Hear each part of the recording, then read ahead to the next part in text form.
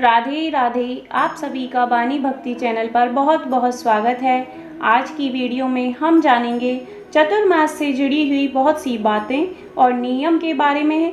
चतुर्मास कब से कब तक रहता है, चतुर्मास का महत्व क्या है, चतुर्मास व्रत की कथा के बारे में और इसके नियम के बारे में। चतुर्मास का सनातन धर्म में बहुत बड़ा महत्व है। हिंदू पंचांग के अनुसार चतुर्मास आषाढ़ मास की शुक्ल पक्ष की एकादशी से प्रारंभ होकर कार्तिक मास की शुक्ल पक्ष की एकादशी तिथि तक रहता है। साल 2021 में चतुर्मास 20 जुलाई 2021 यानी कि आज के दिन से शुरू हो रहा है। इस दिन देवसैनी एकादशी है। इस एकादशी से भगवान विष्णु विश्राम अवस्था में आ जाते हैं। देवसैनी एकादशी से ही चतुर्मास का प्रारंभ हो जाता है। शास्त्रों के अनुसार चतुर्मास में कोई भी शुभ कार्य नहीं किया जाता। इसका मुख्य कारण भगवान विष्णु का शयन माना जाता है। भगवान विष्णु के सोने के बाद से ही धरती पर सभी शुभ कामों पर रोक लग जाती है। चतुर्मास की अवधि 4 महीने की मानी जाती है। इन 4 महीनों में शादी, सगाई, गृह प्रवेश जैसे सभी कामों पर रोक लग जाती है। चतुर्मास को लेकर एक मान्यता यह भी है कि चतुर्मास के इन 4 महीनों में भगवान शिव धरती का कार्यभार संभालते हैं। चतुर्मास में भगवान शिव की विशेष पूजा अर्चना की जाती है। इन 4 महीनों में भगवान शिव पृथ्वी का भ्रमण करते हैं। इन 4 महीनों में अगर कोई व्यक्ति भगवान शिव की पूजा करता है तो उसे भगवान शिव का विशेष आशीर्वाद प्राप्त होता है। चतुर्मास का पहला मास श्रावण होता है, जो भगवान शिव को समर्पित होता है। इस माह में हरे पत्तेदार सब्जियों को खाने से परहेज करना चाहिए। दूसरा माह भाद्रपद होता है। यह माह पूरी तरह से त्योहारों से भरा रहता है। इस माह में भगवान गणेश का आगमन होता है, यानी गणेश चतुर्थी और कृष्ण जन्माष्टमी का पर्व भी इसी महीने में आता है। इस माह में दही खाने से बचना चाहिए। चतुर्मास का तीसरा माह अश्विन होता है। इस मास में नवरात्र और दशहरा का पर्व मनाया जाता है। इस महीने में दूध से परहेज करने का नियम है। चतुर्मास का अंतिम यानी चौथा महीना कार्तिक होता है। इस मास में दीपावली का त्यौहार मनाया जाता है।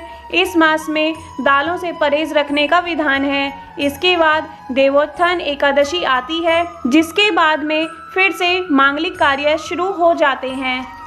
आइए जानते हैं चतुर्मास कथा के बारे में। पौराणिक कथा के अनुसार एक बार योग निद्रा ने भगवान विष्णु की कठोर साधना की और भगवान विष्णु को प्रसन्न कर लिया और वह बोली कि हे भगवान, आपने सभी को अपने अंदर स्थान दिया है, मुझे भी अपने अंगों में स्थान दीजिए।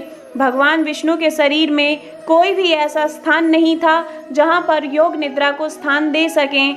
उनके शरीर तो शंख, चक्र, सांग, धनुष, 80 बाहुओं से अधिष्ठित हैं और सिर पर मुकुट है, कानों में मकराकृत कुंडल हैं, कंधों पर पीतांबर है, नाभि के नीचे के अंग में वैंतय है, गरुड़ से शोभित हैं। भगवान विष्णु के पास सिर्फ नेत्र ही बचे थे, इसलिए भगवान विष्णु ने योग निद्रा को अपने नेत्रों में रहने का स्थान दे दिया और कहा कि तुम 4 मास तक मेरे नेत्रों में वास करोगी।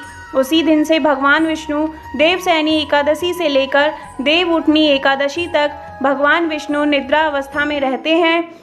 इसलिए इन 4 मासों को चतुर्मास कहा जाता है, जिसमें सभी देवता प्रसुप्त अवस्था में रहते हैं। इसलिए इस काल को देवताओं के सोने का काल भी कहा जाता है। इसी कारण इन 4 महीनों में कोई भी शुभ कार्य नहीं किया जाता। एक अन्य कथा के अनुसार भगवान विष्णु ने जब वामन का रूप धारण करके बलि से सब कुछ दान में ले लिया था, तब बलि ने भगवान से उनके साथ पाताल में वास करने का निवेदन किया था।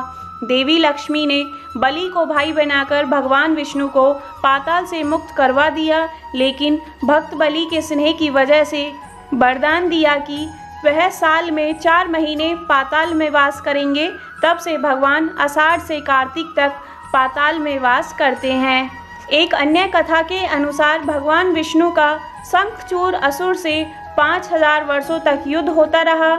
इस युद्ध में शंखचूर मारा गया, लेकिन भगवान बहुत थक गए। देवताओं ने भगवान से शयन करने का निवेदन किया। तब से ही भगवान शयन का उत्सव मनाया जाने लगा। चातुर्मास में क्या खाएं क्या नहीं। चातुर्मास में फलों का सेवन करना चाहिए। इसमें भी विशेष रूप से सेव ज़रूर खाएं। चातुर्मास में हल्का भोजन करें, ज़्यादा गरिष्ठ भोजन बिल्कुल भी नहीं करना चाहिए। चतुर्मास में दूध का सेवन जरूर करें, लेकिन दही का प्रयोग बिल्कुल नहीं करना चाहिए। चतुर्मास में केवल एक ही अन्न का भोजन करें, ऐसा करने से आप बीमार नहीं होंगे। चतुर्मास में ज़्यादा तला भुना और चिकना खाना नहीं खाना चाहिए। आइए जानते हैं चतुर्मास से जुड़े हुए कुछ नियम के बारे में। चतुर्मास में कोई भी शुभ और मांगलिक काम नहीं करने चाहिए।